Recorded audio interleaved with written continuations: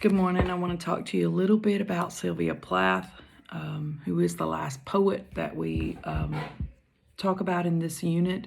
She's fascinating. She's a mixture of the romantics. She's a mixture of, in some of her nature poems, the transcendentalist ideas. She's also very, very modern and almost confessional, and especially the two poems that we're going to look at, Lady Lazarus and Daddy. Some of the best, most well-known poetry of Plath is in her collection, Ariel, which she wrote prior to her suicide in 1963. And these were published later in 1966 after her death, although she had pretty much written them frantically. Sometimes some critics say probably 2 or 3 per day. She had them arranged carefully in a notebook in the order that she saw them. They would not be published in that order. Editors would take them and publish them after her death in a different order. But these are very raw, very real, very fueled by anger, fueled by seemingly hatred at some points. But that's not all Sylvia Plath was. She was very much a naturalist. Her father was an entomologist, and she wrote about nature and its influence on us and all of those things. But going back, she's best known for Ariel, which of course was in the latter years of her life. Her poetry is new, it's fresh, and it's totally Plath. You can see her. She reveals herself in her poetry. She is the heroine of her poetry, and yet, like in Lady Lazarus, she mocks herself. She is well known for a memoir-like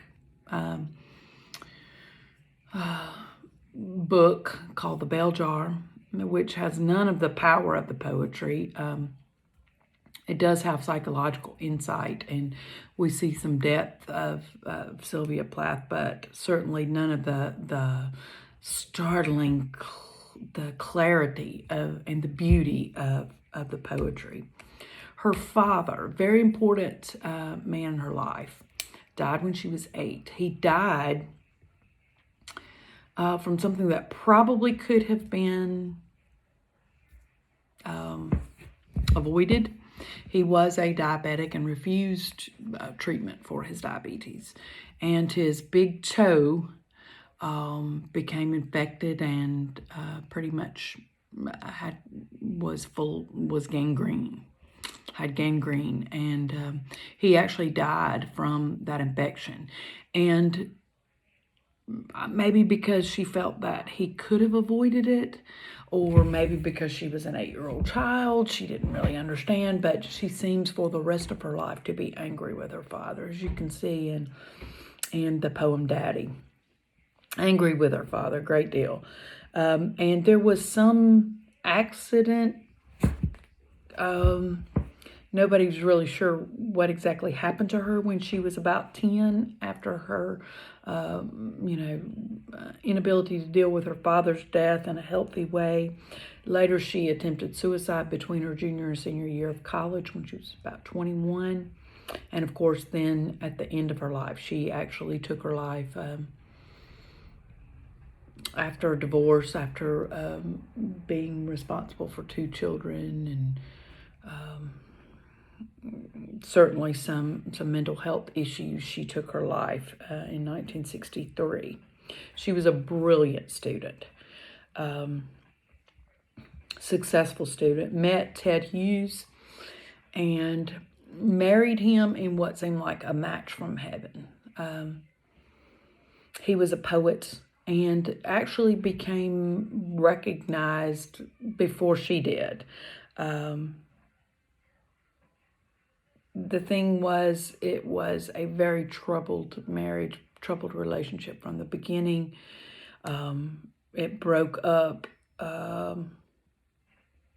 probably 1962, prior, right, just months before her death. The marriage broke up and she was left, the biographical information says, in the coldest winter in London in a flat with 2 children, and certainly dealing with clinical depression and probably some other issues as well.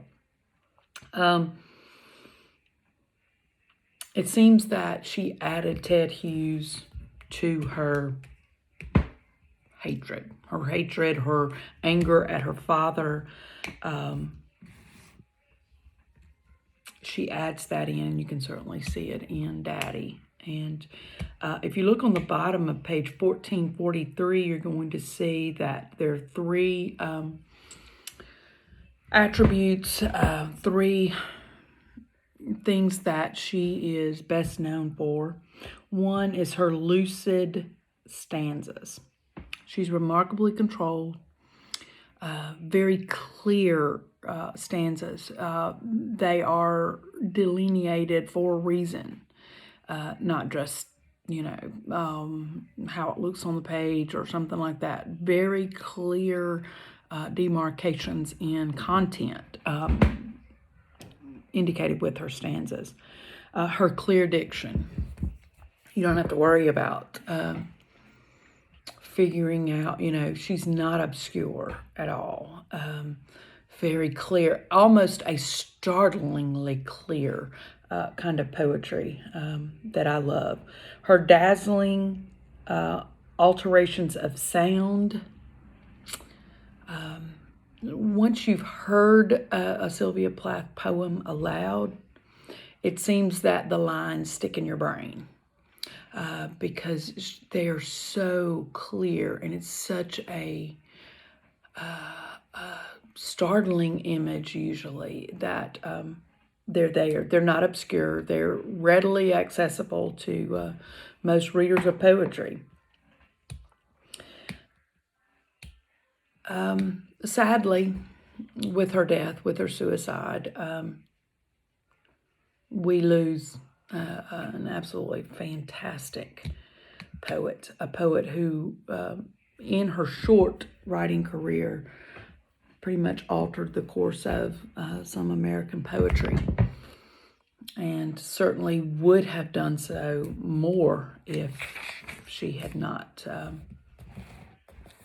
suffered from the depression and of course committed suicide far too young. We lost her far too early. Lady Lazarus is probably my favorite of the Sylvia Plath poems.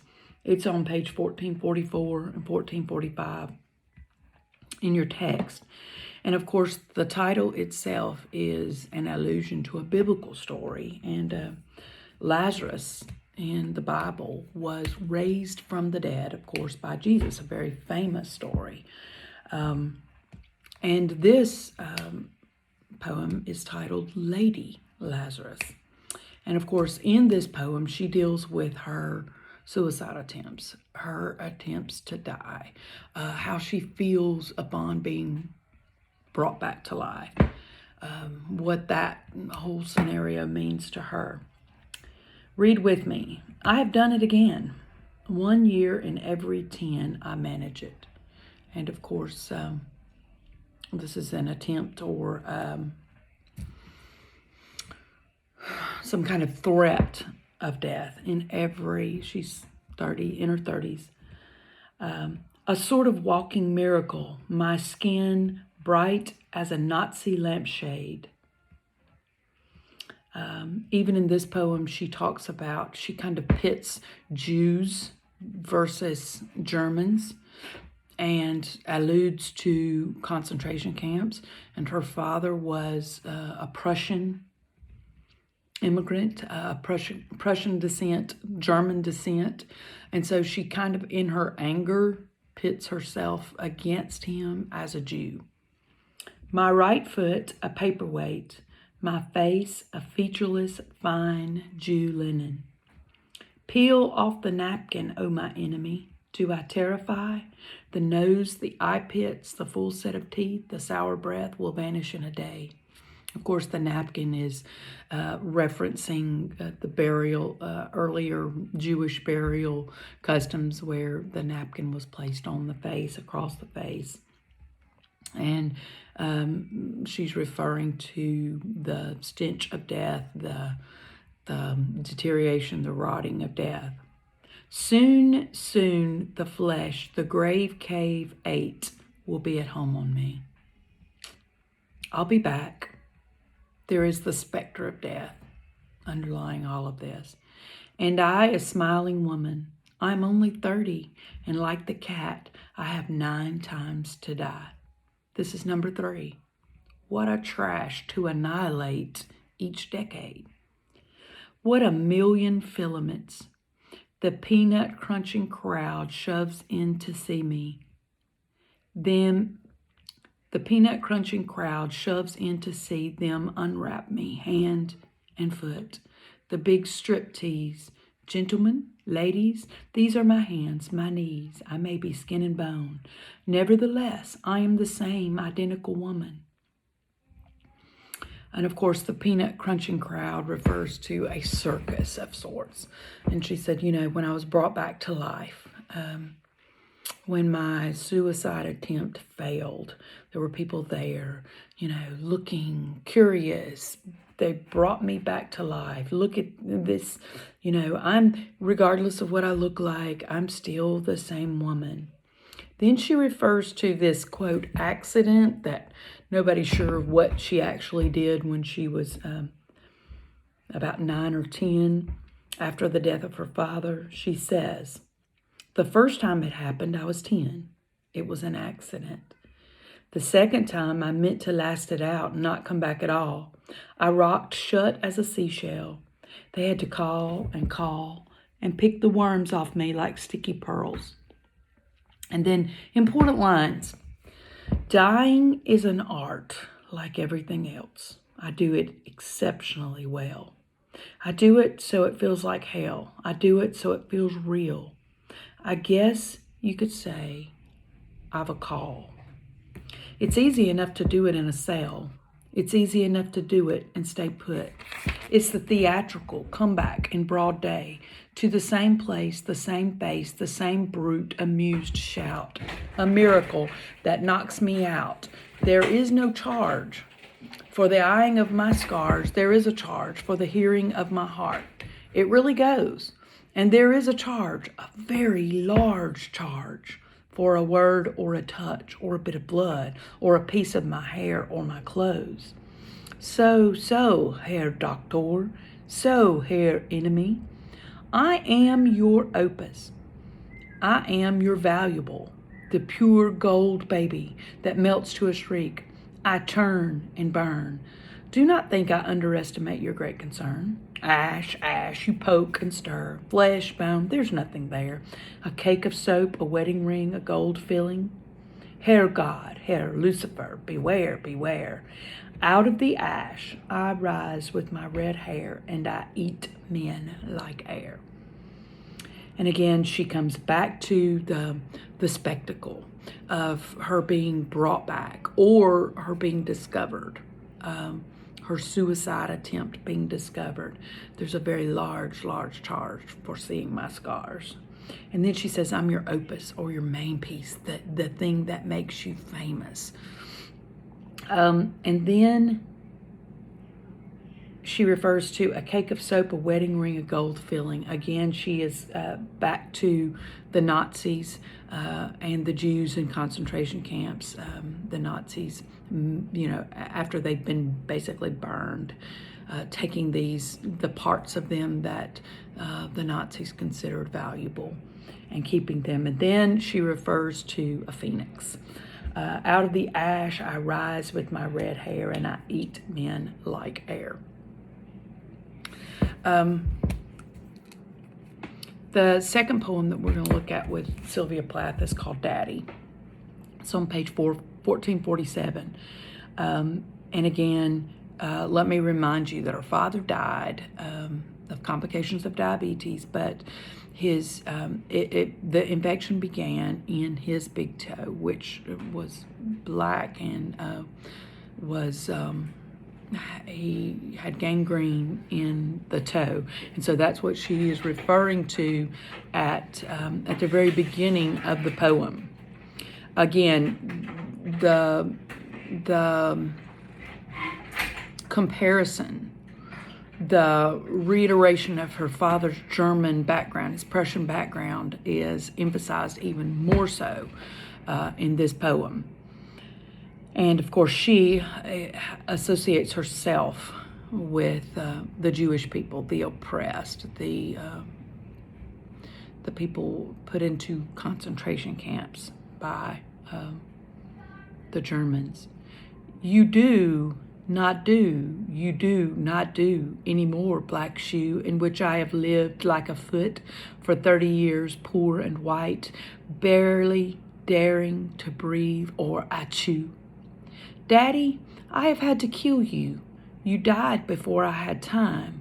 Marble heavy, a bag full of God, ghastly statue with one gray toe, big as a Frisco seal, and a head in the freakish Atlantic where it pours bean green over blue in the waters of beautiful Nauset. I used to pray to recover you. Ah, do. And of course she refers